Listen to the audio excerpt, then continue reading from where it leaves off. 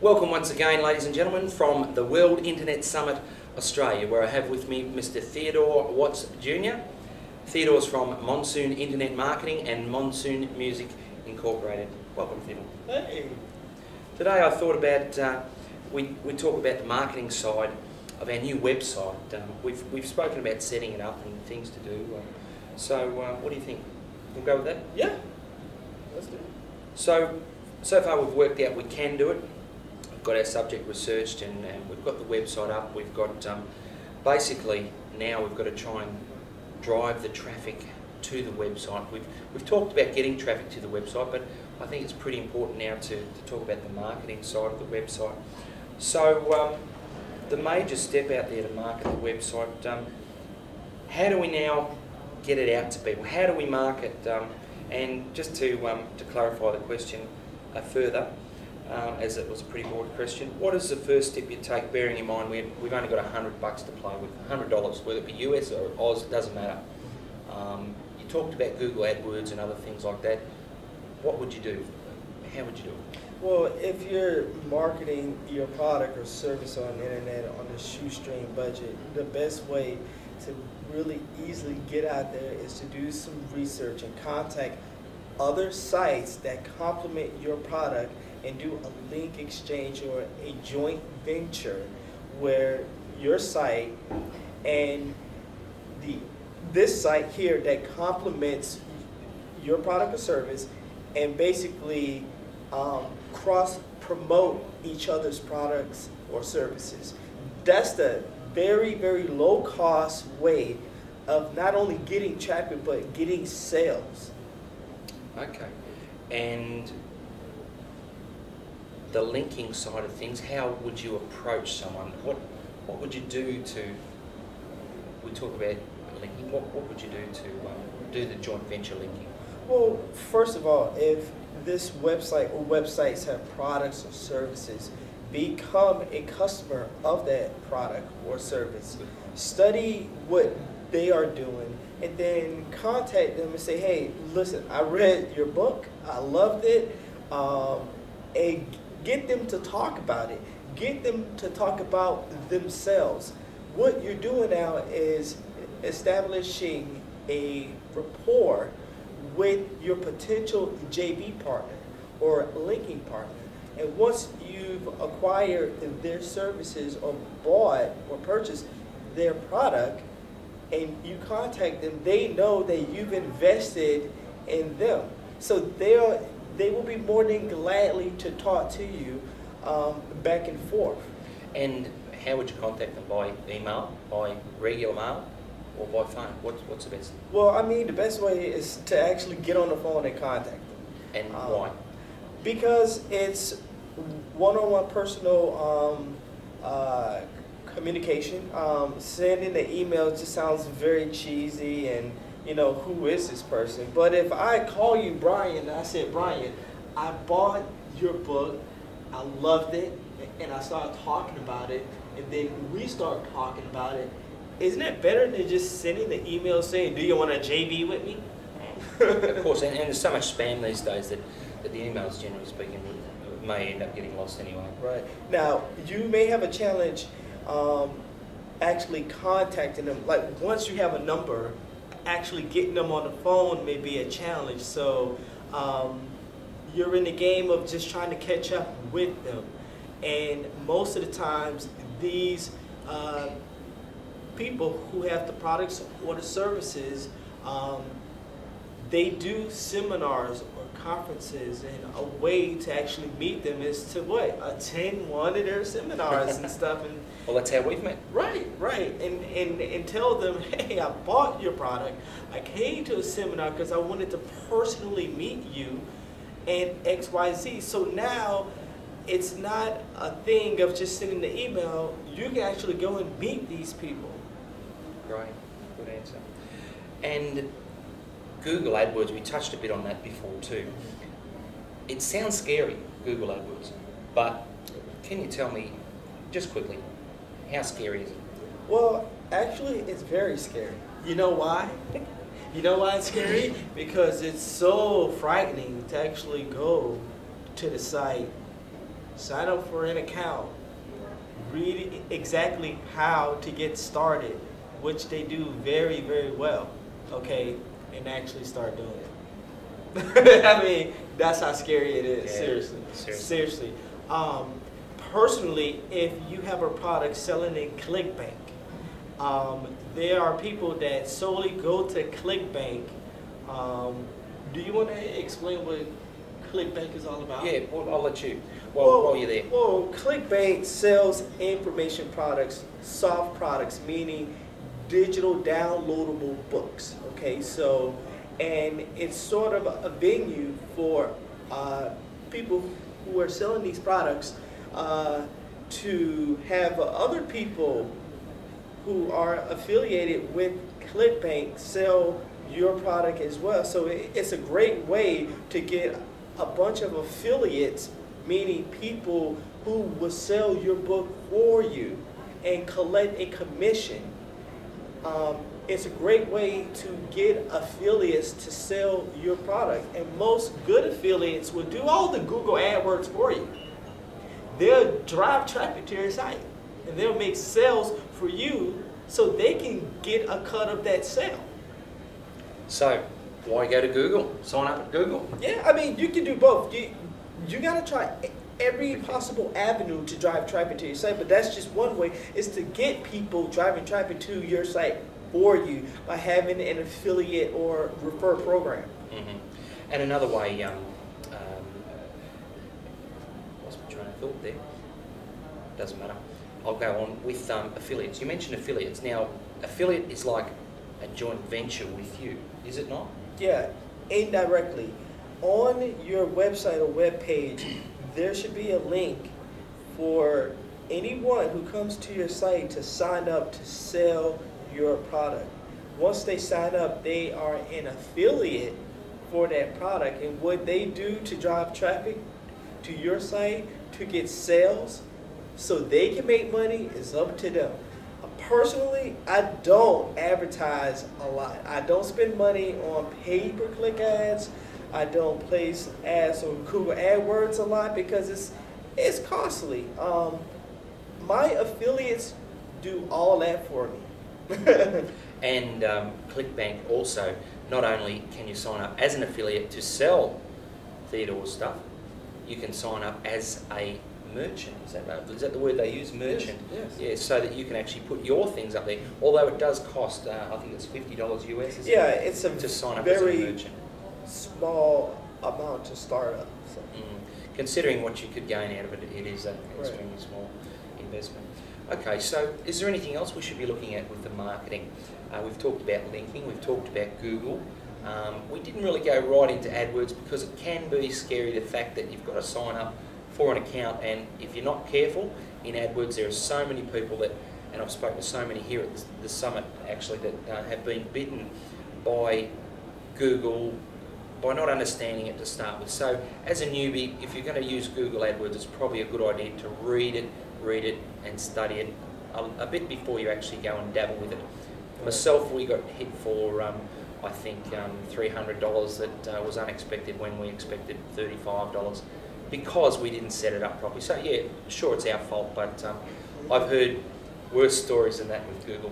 But Google can be one of the biggest traffic generators for you. Right. Let me tell you my quick story with Google AdWords. When I first started, I went for the big keywords that cost like $2 per click, and I'm thinking, well, I'm going to be on the right side of Google with my book, and yeah, all this traffic is going to come, and people are going to click and buy. What happens is that, you know, a lot of people will come and they will click, but they won't buy. So that means that you got to test your copy. Once again, you got to test headlines. You got to test headlines on Google AdWords, because once you sign up for an account, you have to come up with a quick pitch. That pitch has to be darn good to get them to, one, click and go to the site, and then that copy has to convert that $2 click that you have to pay out to Google AdWords. That copy when it comes to the site, should be darn good to convert them into an actual sale.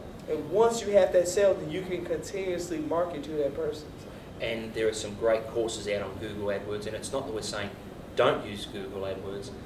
Make sure you are fully aware of what you're doing on Google AdWords. You've got 75 characters, 25 for the heading, and I think it's 35, sorry, it might be 95 characters, 25 for the heading, and 2 lines of 35 to get someone to come to your site and buy. So you need to know what you're doing, and my advice there, from personal experience, is go and get a traffic home study kit, such as the System Seminar home study kits, or something along those lines. The System Seminar ones put out a traffic tools seminar where they've got Perry Marshall, who's one of the Google, he'd be the man for Google in the world, I believe. Yes, yes. So he tells you all about Google, and yeah, look, we've both been bitten, so we know that they're, just be careful of Google. It's a great thing to have when it's working properly and you're not paying much for it, but if you're not careful, it can cost you a fortune. So you wanted to add something? Yeah. Real quick, I wanted to finish my story. So when I first started it up, you know, I put it up. I had like a $2 paid, $2 per click campaign going on. I went to sleep that night, and that was on a Friday night, and I went out of town, didn't have my laptop, came back Monday morning, and I was out $400 and something because I didn't put a cap on it. So once you start up a campaign, you probably want to say, I only want to spend $10 a day, meaning that it'll stop, you know, that campaign once it reaches $10 a day. You know, so just make sure you know what you're doing with Google AdWords. Just read it, comprehend it, and probably buy some info out there on how to really do it well. And I think Perry Marshall, I think his website is perrymarshall.com. I'm not certain of that, but look, it'll be in the resources section. I'll make sure that we've got that website, and you can go, and he has an online email course, like we talked about the autoresponders before. He's got an autoresponder email course that people can look into that for. Yeah. So be careful of it. Anything else you can think of as far as marketing? We don't want to go into Google in depth. We've touched on linking strategies, affiliate programs, an affiliate which we can get from ClickBank basically is a database of affiliates. Yeah. And that's probably the easiest affiliate program to use, is it not? Yeah, Signing up as a it is. Yeah, or you can do it through one shopping cart, but one shopping cart doesn't have a database of people signed up, ready to sell your product for you. So ClickBank is the easiest way to gain affiliates for a digital product. Yeah. So I think we've just about covered the marketing side of it today, and we'll talk about in the sales letter and the order form on the next interview regarding what you were just talking about with one shopping cart. So we'll go into that in more detail. Thank you very much. Great information once again from our expert here who is doing it, Theodore Watts Jr. from Monsoon Internet Marketing and Monsoon Music Incorporated. And you can find out more information on Theodore's websites, which are advertisingsecretsuncovered.com, howtolandabartendingjob.com, and bartending-guide.com. Now the dash in bartending guide is like a hyphen too, it's not an underscore. So right. Yeah. Thank you very much, Theodore. Thank you, Brian. Good to have you here again, and we'll catch you on the next one. That's it. Yeah.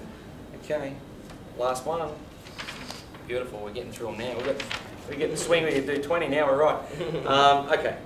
So we're going to talk about the sales letter. So just what you do with the sales letter, and I'm going to ask you how you go about writing it. Do you have a formula? What's your formula? What's an order form and its job? Although we've touched on it briefly, you might want to go into that because it sort of lends to this bit here as well. And how you go about writing an order form. Again, if there's any special things you want to mention. If there's not, just say, well, look, you know, there's not much to it, but whatever. And that's about it. Okay.